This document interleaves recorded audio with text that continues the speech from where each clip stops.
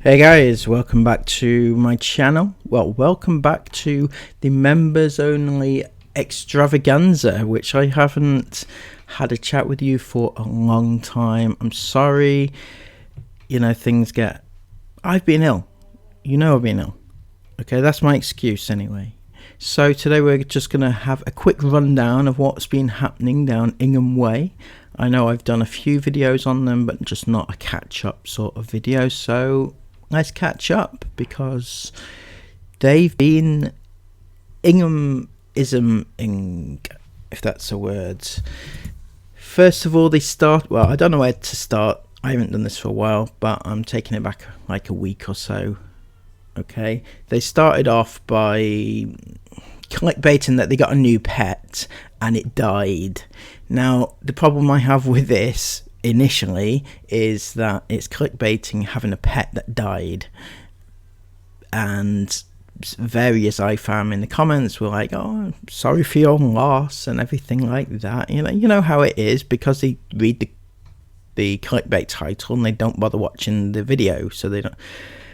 Anyway, yeah, it was a mouse. Okay, it was a bloody mouse. Right, this is the story as told by Chris. He and Esme were out driving and they saw a mouse struggling in the middle of the road. Now, I have issues with that straight away. I mean, it's a mouse. It's so small. How in God's name did they see a mouse struggling in the middle of the road? Anyway, that's another thing. So they see this mouse struggling and they decide to bring it back to the house.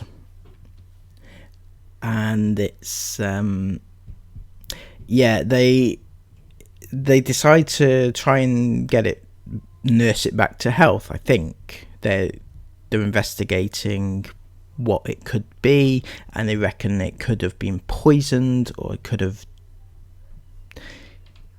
eaten poison, something like that. By all accounts, they even posted on their community page in their local village. That's as bizarre as it's gonna get, or is it?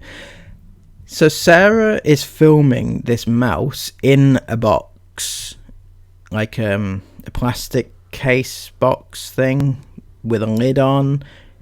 She does point out that she's put holes in it, so all is good. The mouse can breathe. But she's filming it and zooming in, and this poor mouse is struggling so much, and Sarah's saying, "Oh my god, the mouse is dying." She actually films it as it's dying and gives us explicit details about what's happening. She says, "Oh look, you can see the blood coming out of its ears. You can see the blood," and then she zooms in and says, "Oh my god, look, you can see the red. Can you see the red? IFAM, can you see the red?" It's like, Sarah, bloody hell, what the hell are you doing? Come on. It's a mouse that's dying, an actual living being that's dying, and she is zooming in on the horrific, the gory details of it, and trying to get her IFAM all like frenzied up about it. It was disgusting, in my opinion. Anyway, the mouse died, and Sarah filmed the whole thing. She said, "Oh look, it's taking its last breath." Like, what the hell's the matter with you, Sarah? What's wrong? But then she had a little tear session. She was all crying about it. "Oh my god, I can't believe it. I only saw this mouse 2 hours ago, and it's so stupid of me to be crying about." Yeah, it is stupid of you to be crying about it, Sarah. But what is more stupid is you actually filming this living being dying. That is ridiculous. And how the IFAM are even sticking around for her content, for her doing crap like that, is beyond me. Anyway, my other issue is, I don't think Chris saw this mouse in the middle of the road, because it's only the tiniest thing. He's driving along and sees a mouse that small, just lying there. No, I don't think so.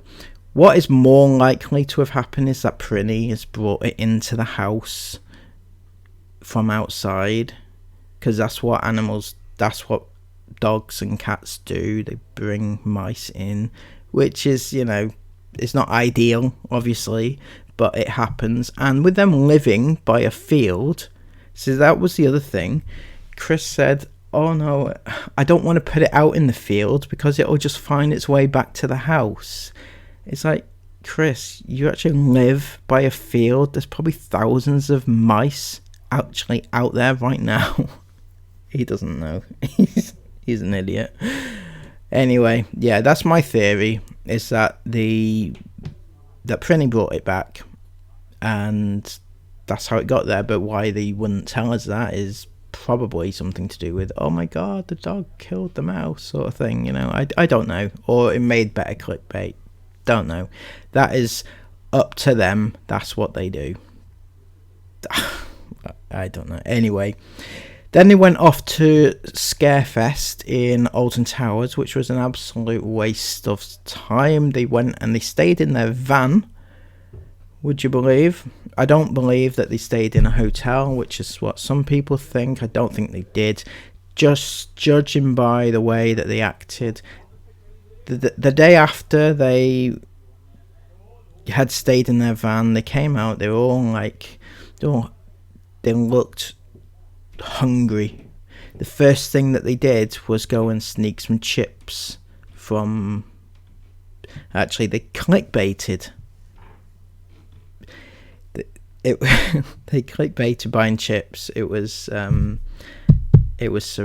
Yeah, it was really bad. Don't tell mum we did this, sort of thing. And it's like, it's chips, okay, right? Mum can't know that you were buying chips. Why?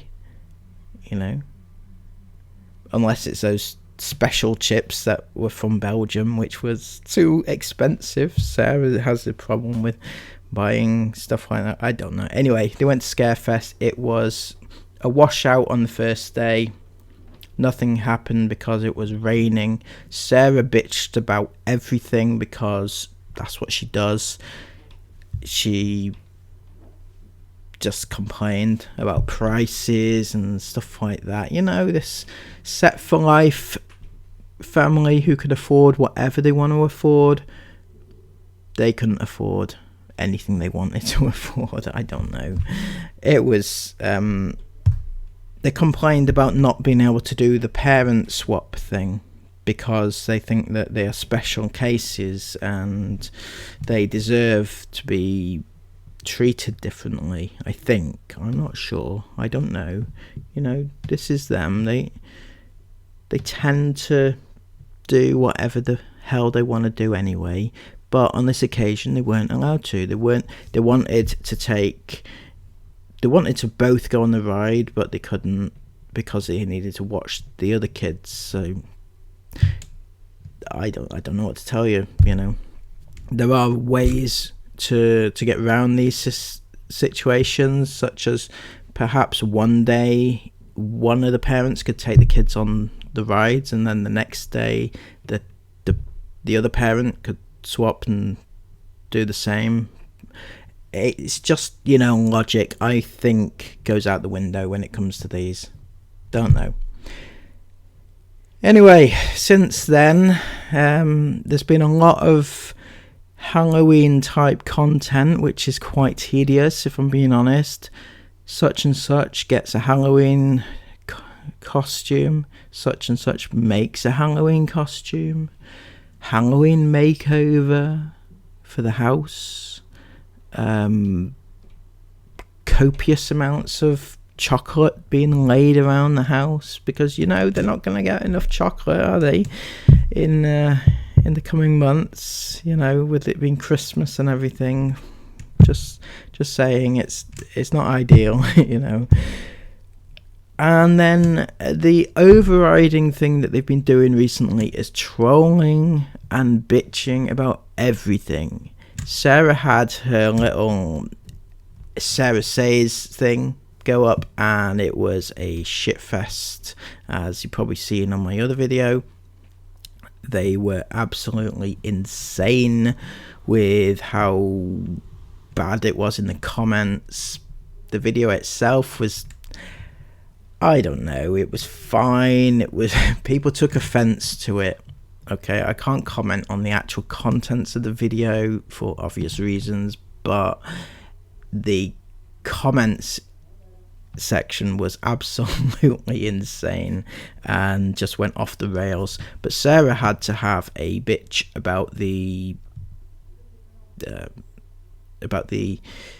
comments. She actually bitched within the video, within the vlog, the main channel vlog, to say how people were like accusing her of stuff, and she couldn't help herself. She just bitches and trolls. That's all she does all day. So aside from that, what have they been up to?